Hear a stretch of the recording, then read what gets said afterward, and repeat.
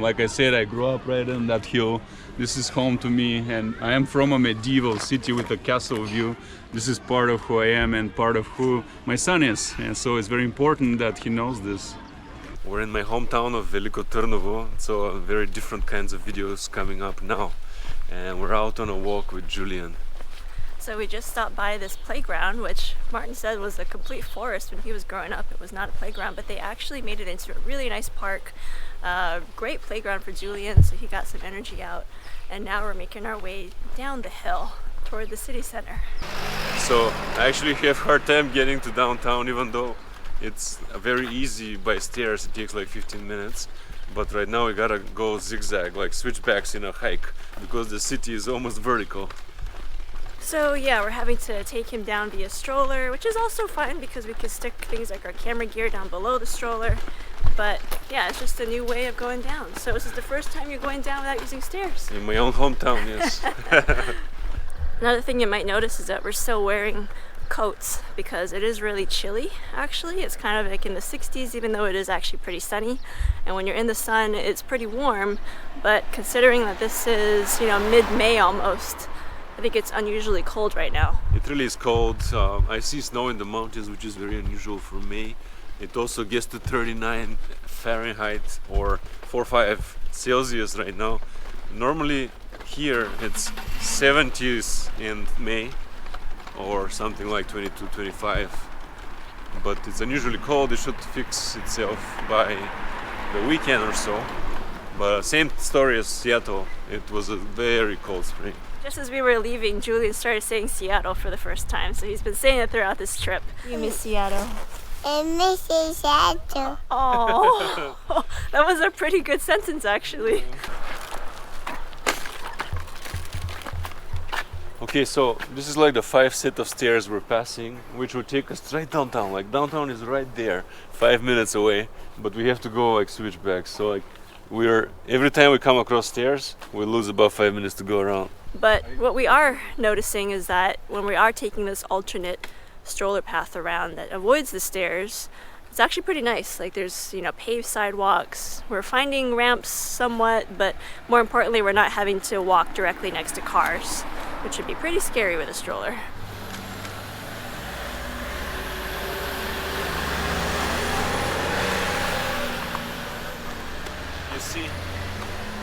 You see how this corner is so steep? It actually has to have stairs on it, otherwise you'll just fall. And as somebody with a stroller, you have to go on the road and come out super scary. Several switchbacks later, we made it to downtown. It's not super hard this way, but it is like 20 minutes longer at least. So this is pretty much downtown, the very middle of it, in Veliko Tarnovo, Bulgaria. This car right here, the same way the mobster had parked illegally, and I was trapped by the bus on the other side, and then I pressed my brakes and it turns out they don't work. And so I crashed the bike into the mobster's Mercedes. We figured it all out, but I heard now that he's doing life in prison. So up until now we've been in kind of a modern part of town, but we came over to what looks like the older part of town, which definitely is quieter. It has pretty much no traffic going through it, which definitely helps. I'm in my old neighborhood waiting for a coffee. It's a very gorgeous neighborhood. It's like old town. I grew up right up the street because my grandma lived here and they moved me over for like 6 years. So it was really nice and I was like coming back. It's a tourist attraction. All the craftsmen are here doing kind of 19th century crafts, I believe. Woodwork, metalwork, all kinds of stuff. Very artistic.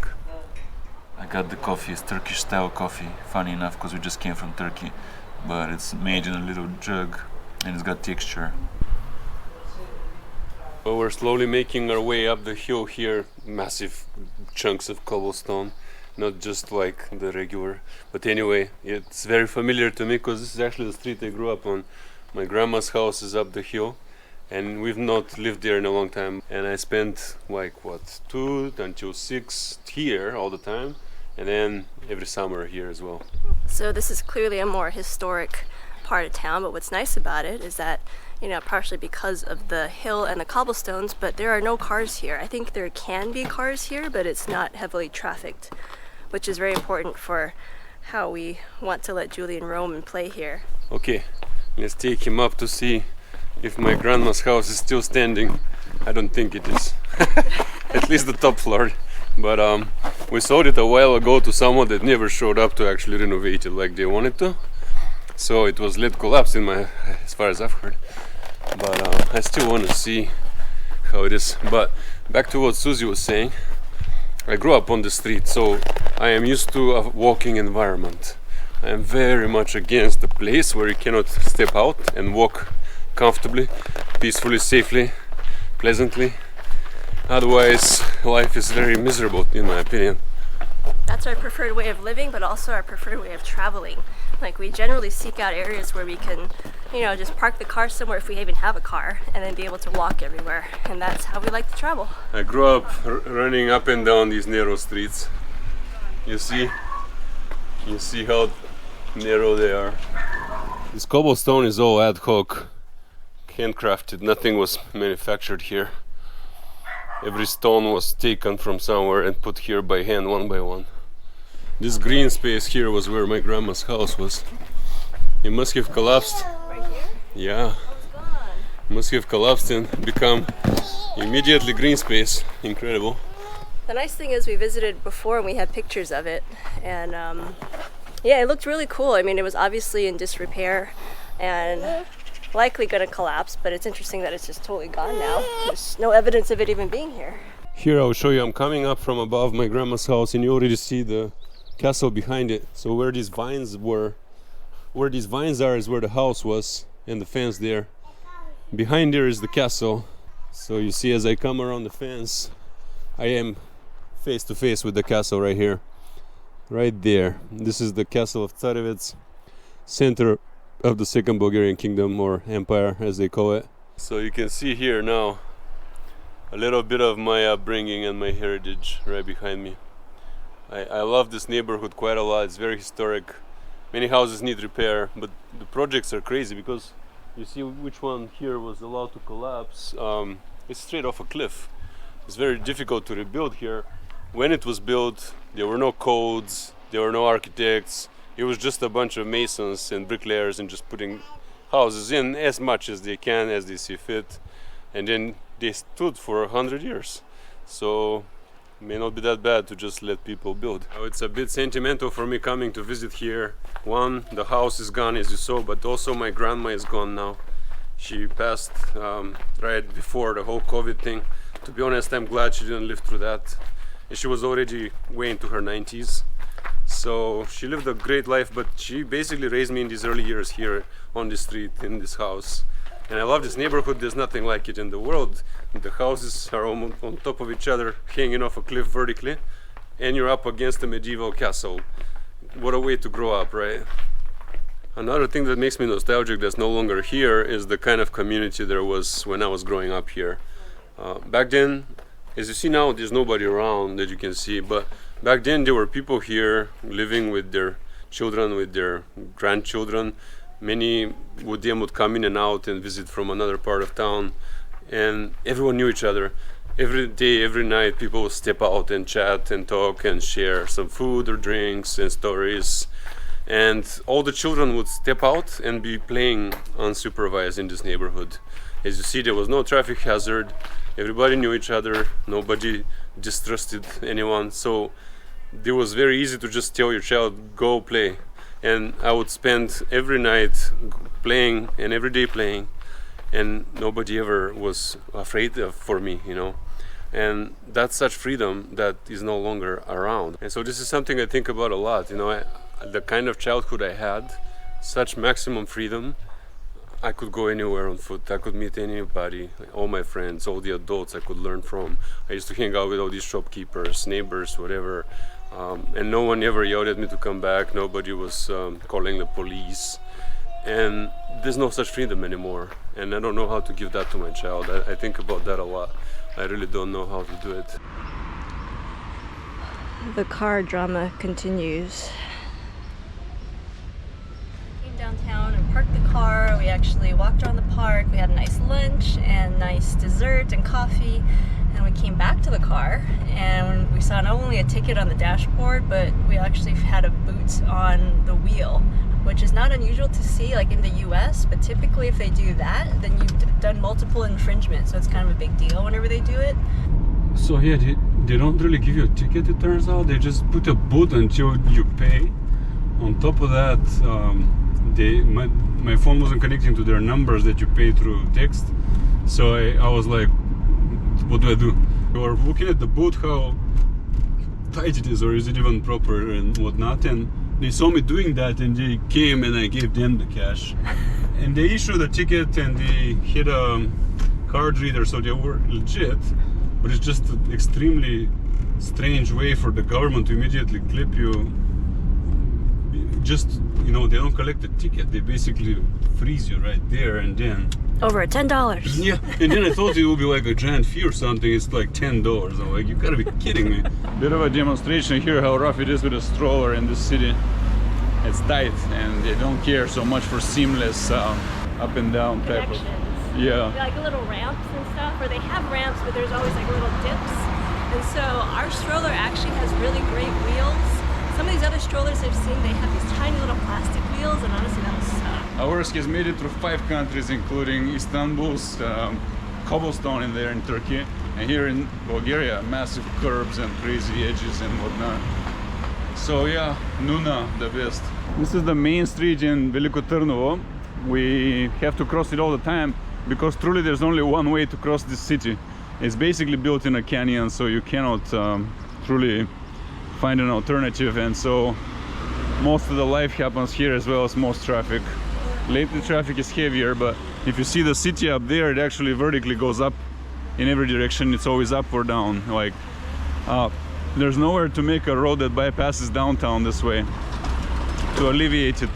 When I was growing up here in the 90s, this building on the left, it was meant to be a mall, but construction had halted, so it was a construction site for like a decade plus.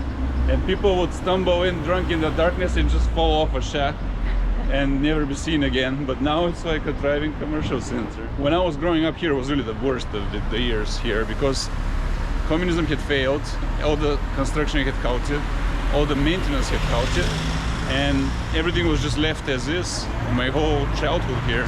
But now it's been rejuvenated, and so every time I come back, it's getting better and better, which pleases me. I like that. Uh-oh. You escaped. We can't let you run around here because there's traffic, you see. But across there is the monument which everyone in the city calls the monument of the hung, which doesn't mean hung like me, it means like the people that were hung. It's like from a rebellion, you know, some people rebelled against the Turks and got hung, so it commemorates them. On the right side you see the Bulgarian flags, as well as the purple flag, which is the flag of my hometown, and it is purple because it was the royal capital, so it's still purple in the Roman tradition. So you see here we're walking the main commercial strip. There's some nice clothes and whatnot, however, having lived in the USA for 20 years, I find the goods a little bit subpar. You have to look harder here to find quality. We've gotten pretty accustomed to this gelato here. I got yogurt and ricotta and berries. Oh man, we don't eat like this at home. I'm not fat with big bones. If you take a look around the city, you'll see a lot of houses are getting restored at the moment. So this is the old part of town, and here's a house being restored. Some of them have been restored. Some of them need to be restored. Some of them are beautiful. Some are falling apart. And there are many reasons for that, but it presents an opportunity, and some people buy an old one and redevelop it and turn it into a guest house, because this city is basically almost like an architectural museum or park, whatever you want to call it. It's unique in its architecture, including the castle and all the rest. And because of that, I think it's an opportunity for people that have the resources and the know-how to make the development and then get tourists in. One building I am seeing right here is quite nice. This ahead, the big one, is the old post office, and I happen to see now, you see how it has columns, it's a nice design, it has big rocks. at the bottom, but the windows are broken and it looks abandoned. So here it is, a massive building right here, which needs to be redeveloped. It needs a new owner, it needs to be remodeled, and then it can be an amazing asset right here. On the other side of this building, you have this incredible view. So this is a great location, actually. On this side here, you see where you actually are. This building there is facing this whole monument and the river. And on this side, you see how the city is vertical.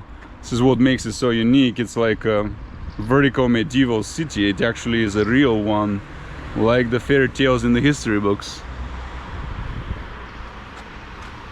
The mural here depicts the knights of the medieval days when this city was the capital. Here's a panorama here, and you see the vertical nature of the city. You see how a river is winding through it, and there's all these medieval monuments and great architecture all around.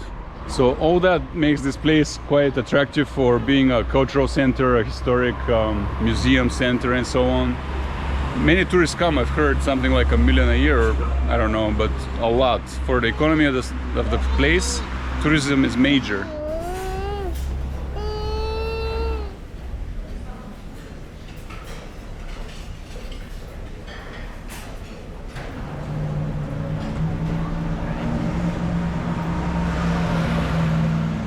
We're walking by an area here I know very well, because this yellow building here is my kindergarten.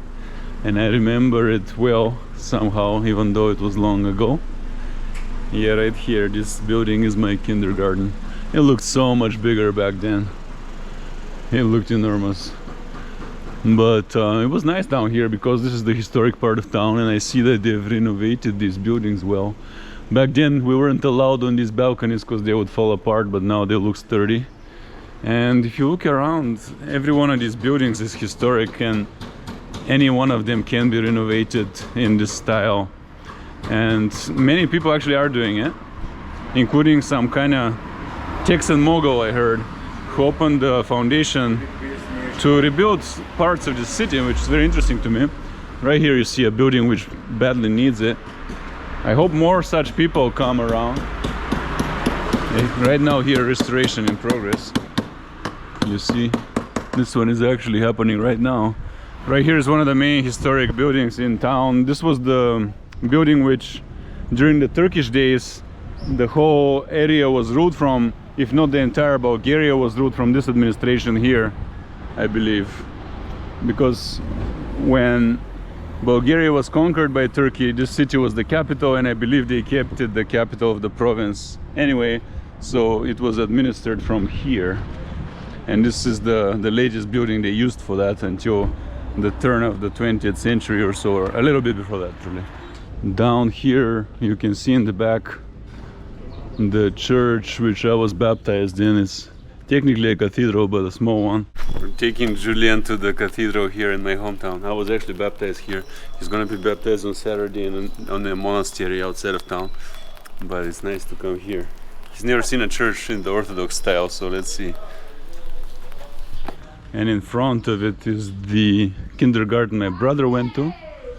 So him and I both came to kindergarten down here. On the right here, this building, yellow one, is my library. I used to come here to get my summer reading books for school and others, which weren't included, but I read a lot in summers. And I got my books from here, and there was a reading room upstairs. Right now it's mostly in disrepair. It's one of the buildings that needs to be redone. And then this building, the pink one right here, this was my mother's workplace. It was the office of the Ministry of Education, the local branch where she worked. On this side, they're already restoring a lot of things because it's so close to the castle. All these are little guest houses and boutique hotels which you can rent and really be at the foot of a castle, which is awesome. And that's really the main draw in this whole city. It has a giant medieval castle, which we're about to visit right now. Right here, right against the castle, there's an abandoned building falling apart. Imagine rebuilding this. That is right next to a castle. In many parts of the world, this would be prime real estate. Since Bulgaria is having difficulties with its population reduction, decline, there's things like that here right against the castle. You will see now at the end of this path I'm walking, we emerge at the castle. So this is how close we are. And here we go. This is the castle of Tsarevets, which really means king's castle in a way. Veliko Tarnovo Tsarevets, the main attraction, and it is right against us. Now we're going to walk in. All right, let's go through the gate, Juju. Gate. I'm very proud to show my boy the castle that I grew up next to. I had a view of it in my grandma's house. I played here all the time. It's always in the background when you're in the city. And now our boy is here. But it's hard to relax and vlog and do other things because it's so dangerous for him. It's very jagged cobblestone and you can just fall off a wall. So like right now you don't see him, but he's like a foot away from me. And that's just how it has to be here. We've now entered the castle of Tsarevets. This was the capital of the Second Bulgarian Kingdom, sometimes called an empire. It was multi-ethnic and it was large. The main fortress of the medieval Bulgarian capital, Tarnovo. From 1185 for 2 centuries, it was the center of spiritual and political life of the Second Bulgarian Kingdom. On this side of the castle is another old neighborhood. We used to call it the Turkish neighborhood, so I'm guessing Turks lived here. Over there is the university of my hometown, Veliko Tarnovo. It's a major university in the country with tens of thousands of students. And underneath, exactly under, is the river. So that's one old neighborhood. On this side you can see most of the city really. The church, and beyond that's Old Town. And more of Old Town goes up the hill. You see how it's hanging vertically up this hill? That's where I'm from. My grandma had a house there. So I grew up there on that hill where the houses are hanging off the cliff. My grandma had a house like that, but now it's collapsed. It was sold and the new owner never rebuilt it. And beyond that is Newtown. All the way up the hill is my new neighborhood. You can see some new development even. That's where I'm from, that hill. I used to climb up the hill and I would go to my neighborhood from my grandma's house through the forest. You see this forest right there? If you cross it, you end up in my new neighborhood. So it's about as much as it gets as a fairy tale to go to grandma's house through the forest. You may have heard how toddlers are so lazy and whiny and they never want to walk. But here you have one climbing a medieval castle that took the mighty Ottoman Turks 3 months to conquer.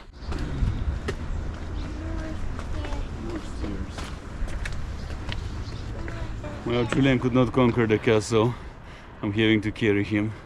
I guess half an hour of climbing is a lot for a under 2-year-old toddler. But we'll still conquer together. If you come and visit this castle and actually want to get to the top, which you should absolutely do, just be forewarned that you should be in decent shape, or at least able to climb up uneven staircases. Because there's no stroller path, so there's no handicap path either. And it's not terribly long, but it is pretty steep.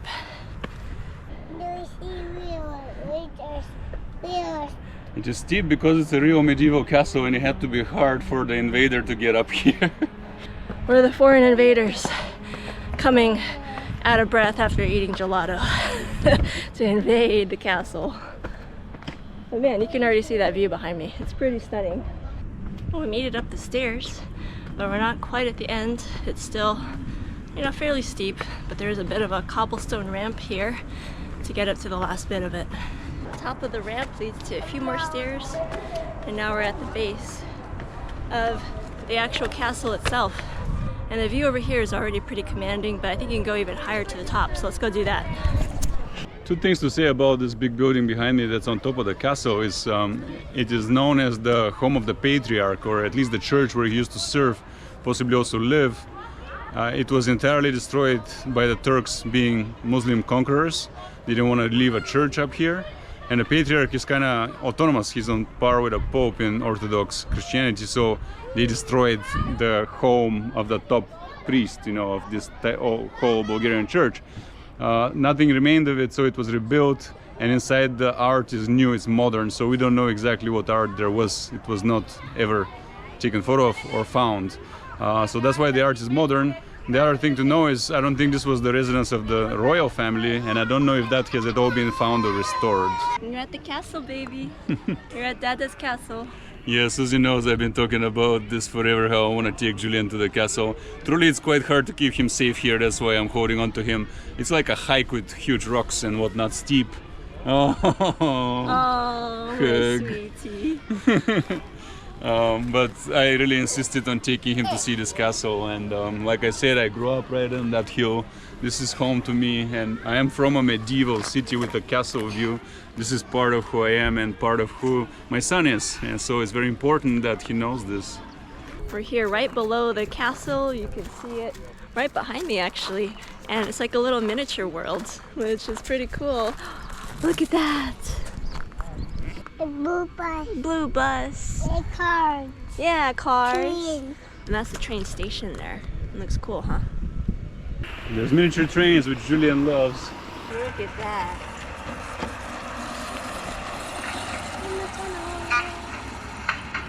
You can see here the location of this miniature park right under the castle. So it makes it extra special because how many miniature parks are under a real castle.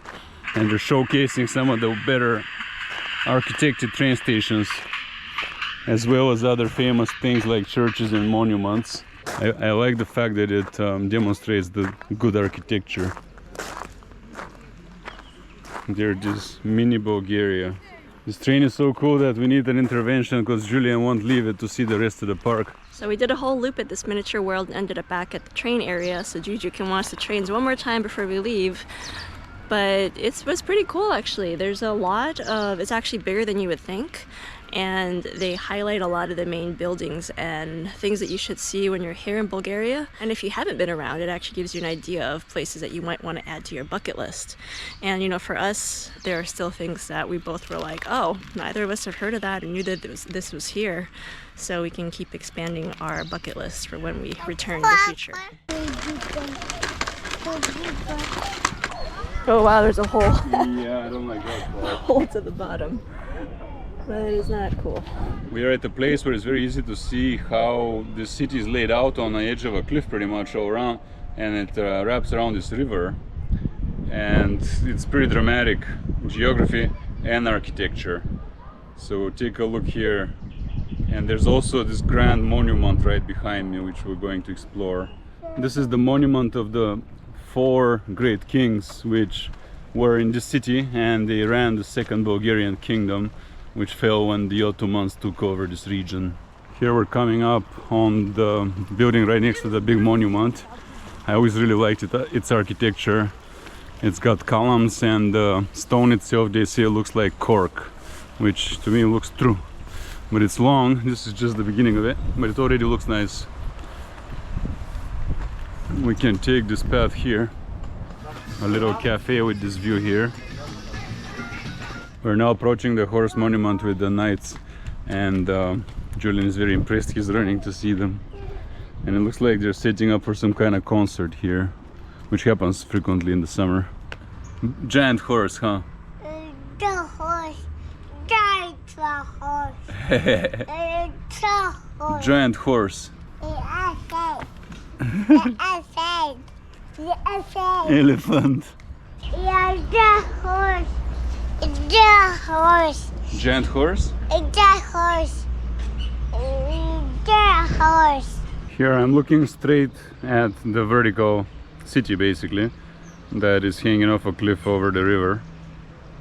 You see? That's why the city is so tight and so hard to drive through a park. This is the frontal look of the monument. It's like a sword, and the 4 kings are around it. It's pretty dramatic, and the sky is dramatic right now. It's cool.